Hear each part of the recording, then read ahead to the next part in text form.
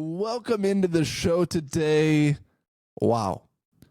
What a day if you are a Minnesota Vikings fan, because yesterday's free agency was one of the most exciting days in the offseason for the Minnesota Vikings since 2009, when Brett Favre signed with the Vikings and agreed to come back again to the NFL and play against the Green Bay Packers. Now, he's advising Aaron Rodgers to sign with the Vikings organization. Went on Fox News on a Will Cain show the other day and basically said the Vikings have a good football team.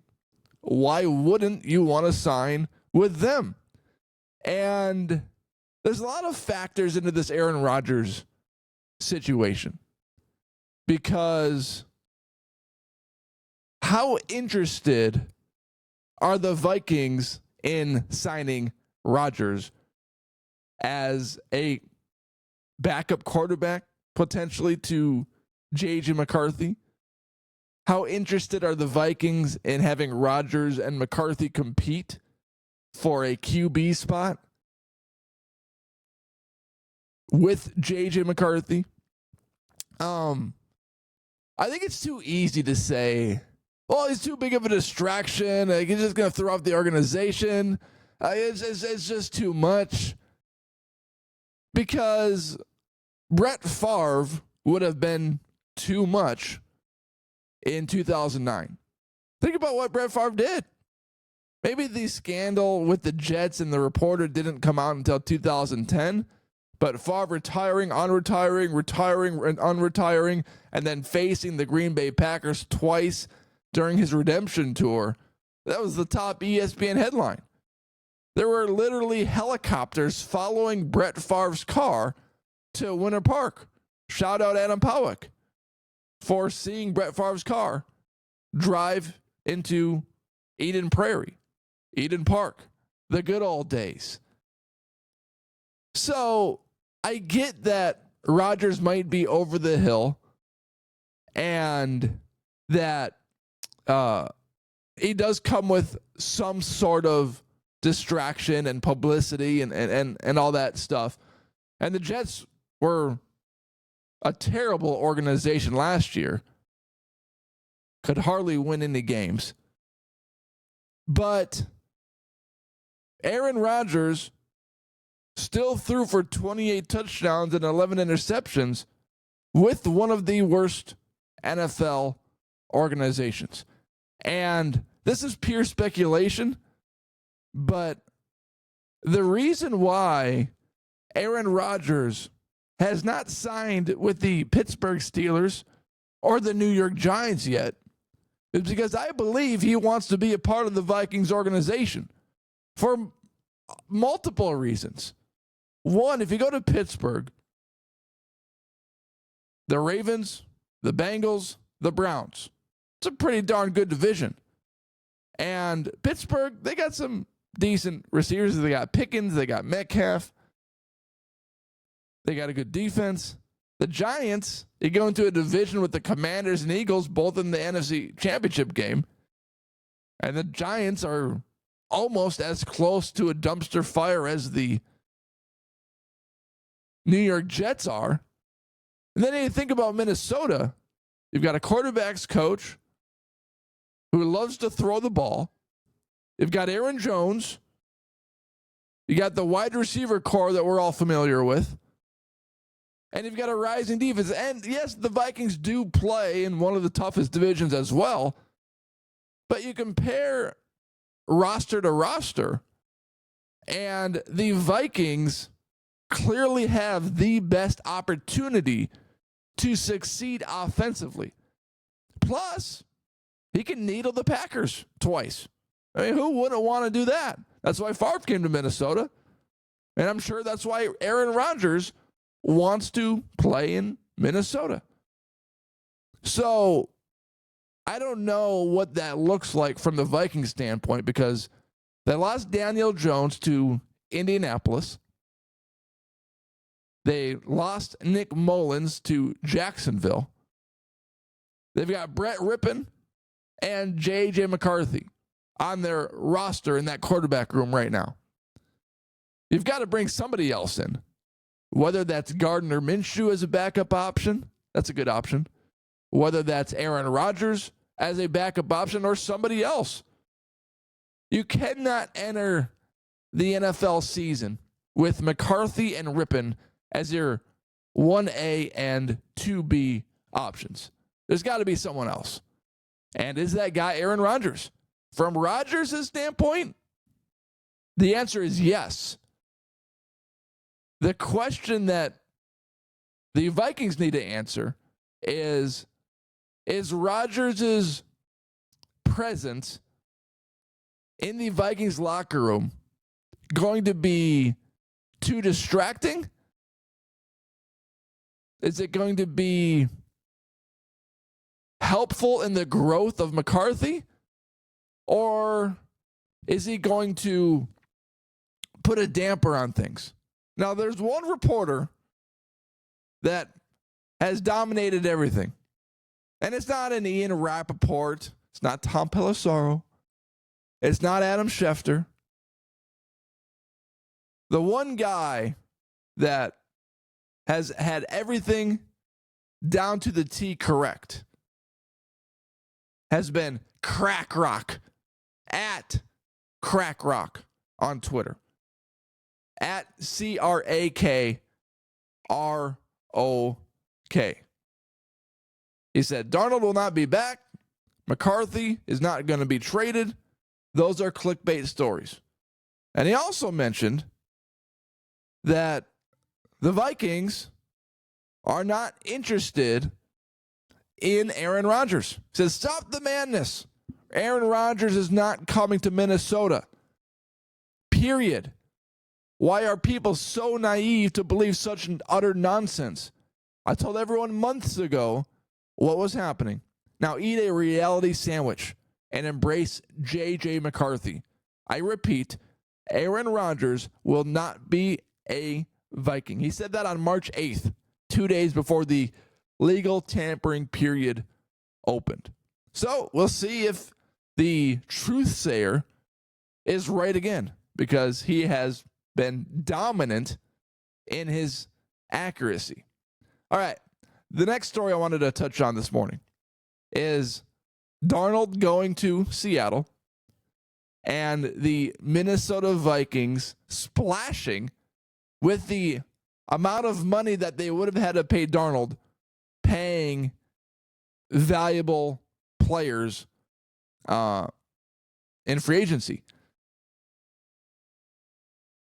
For months, I've said Darnold is gone. McCarthy is the guy. They're going to use that cap space to bring in other guys. I've been consistent on that all offseason. I have reacted to reports, and I learned a valuable lesson this offseason. I reacted to reports from Ian, from Tom, from Adam Schefter. These are the big-time guys. Am I supposed to just listen and hear what they say and just call it crap? Because these guys don't throw out crap. These guys are the best insiders in the league. And they have been saying for the last week or two, before Darnold signed with Seattle, that the Vikings and Darnold were working on a contract, negotiating a deal, because the Vikings wanted Darnold back in Minnesota. And there's no, leverage situation here. It's not like the Vikings were leveraging Darnold so that they could get something out of it.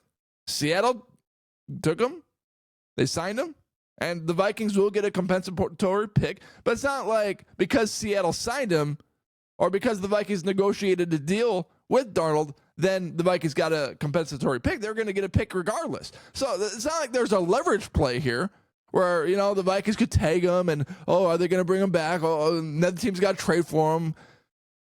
All the nonsense that you hear during this time of season. But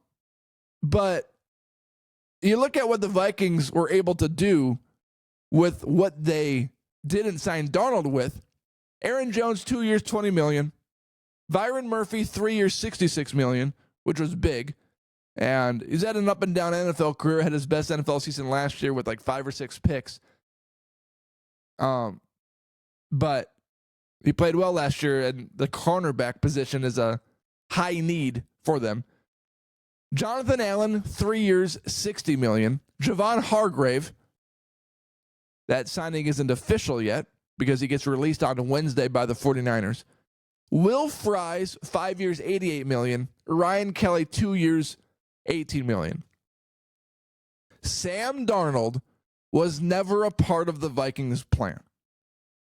Based on the reporting from the big guys, I imagine the Vikings offering Darnold a veteran minimum contract so that they could make these signings happen.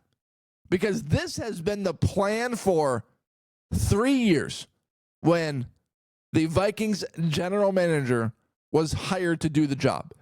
Get cap space, get off these massive dead cap contracts, find a rookie quarterback, and make it happen. So I learned a valuable lesson. I've been following the Vikings for my entire life, and I don't have inside sources. I don't have guys within the Vikings organization that I text to. I have Paul Allen's number, and sometimes he comes on this show. But I don't have other sources. I'm not texting people. It's like, hey, what are the Vikings doing? Yo, give me a lead. But based on their decision making for the last 3 years, I was able to come to the conclusion that Darnold was not coming back to Minnesota. So, despite what the big reporters were saying and have been saying for months, it was never going to happen because the Vikings were not about to forfeit all of these signings in positions of desperate need to bring back Darnold when they selected a guy in the top 10. It's more so common sense than really anything else. You know, I don't have inside sources, but I've got common sense. That was never going to be a part of the Vikings' plan.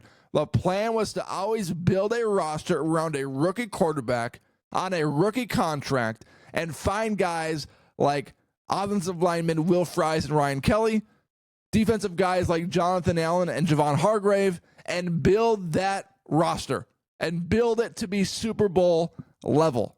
And that's what the Vikings are doing.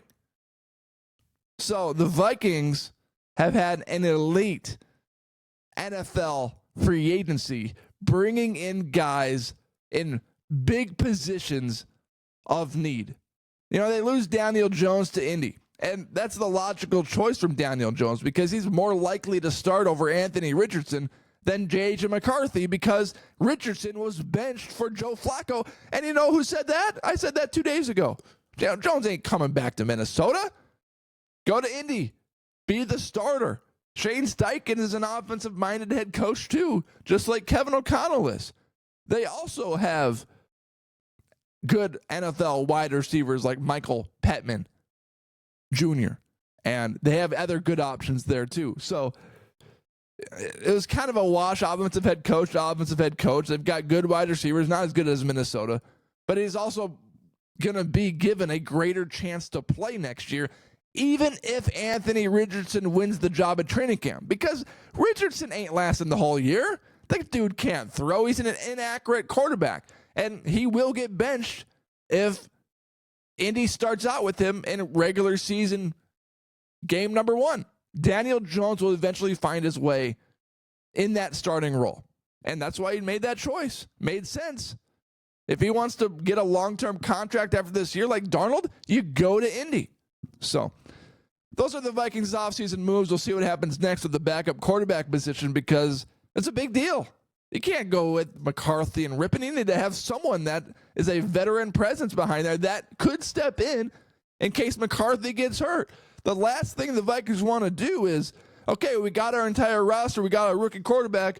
McCarthy goes down with an injury, and we're screwed. Then what?